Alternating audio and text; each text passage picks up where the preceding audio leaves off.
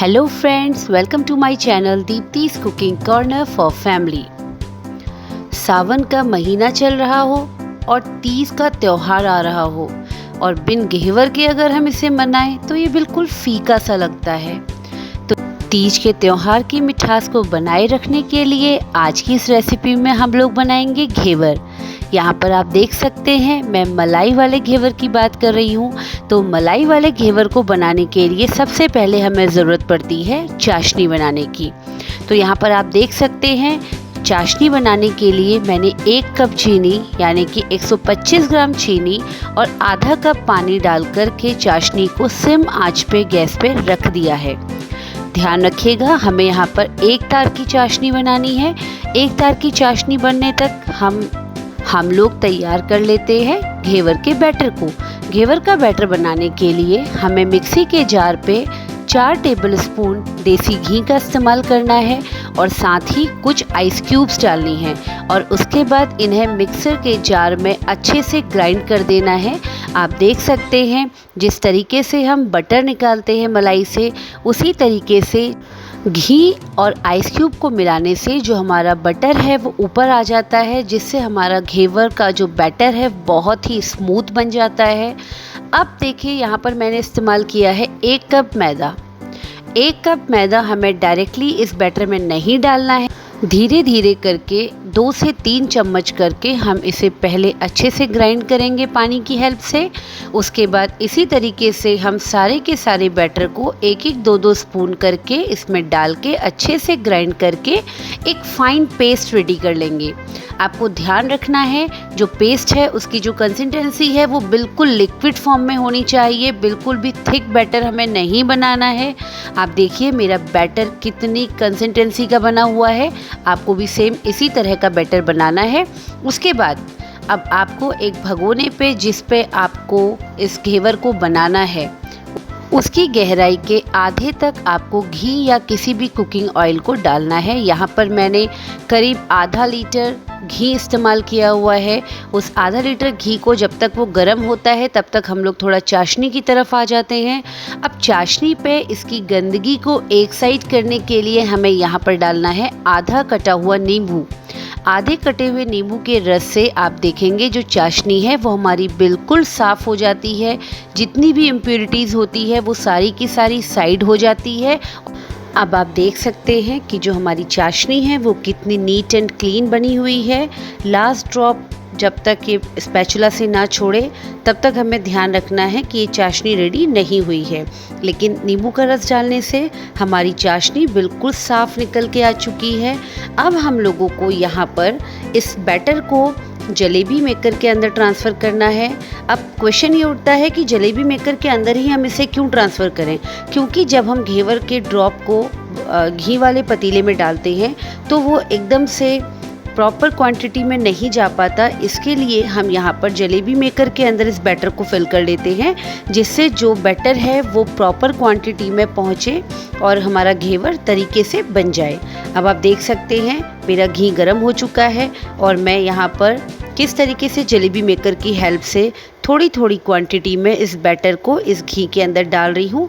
आपको ध्यान रखना है ये आपको कॉन्टिन्यूस करना है। जैसे जैसे आप बैटर को डालेंगे वैसे ही घी के अंदर से एक झाग का उफान सा निकल के आएगा। आपको ध्यान रखना है गैस की आंच बिल्कुल सिम होनी है। अगर आपने यहाँ पर गैस की आंच को तेज़ कर दिया तो ये सारा का सारा घी भगोने से बाहर निकल के आ जाएगा और इससे हाथों के जलने का भी डर रहता है। तो ध्यान रखिएगा गैस की आंच बिल्कुल सिम होनी चाहिए और हमें इस ड्रॉप को, इस बैटर को इसी कंसिस्टेंसी के साथ प्रॉपर क्वांटिटी में इस भगोने के अंदर डालना है।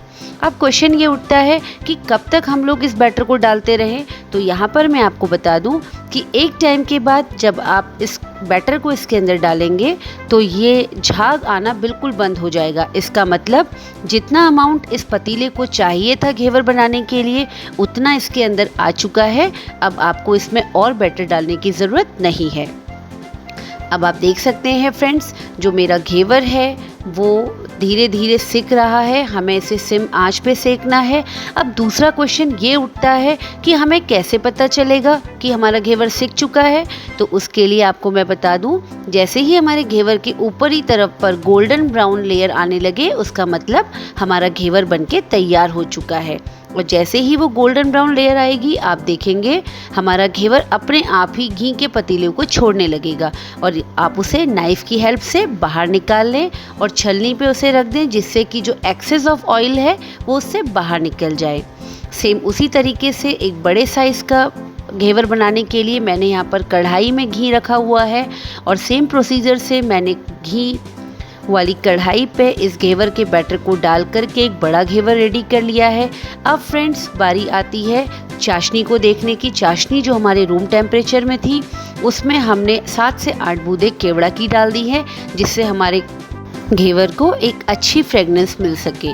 अब उसके बाद जो रबड़ी हमने यहाँ पर बनाई हुई है, फ्रेंड्स ध्यान रखिएगा, रबड़ी यहाँ पर मेरी होममेड है। रबड़ी बनाने की रेसिपी को भी मैं यहाँ पर डिस्क्रिप्शन बॉक्स में अटैच कर दूँगी, जिससे आप लोग रबड़ी की इजी मेथड आप मेरे चैनल पे आसानी से देख सकती हैं।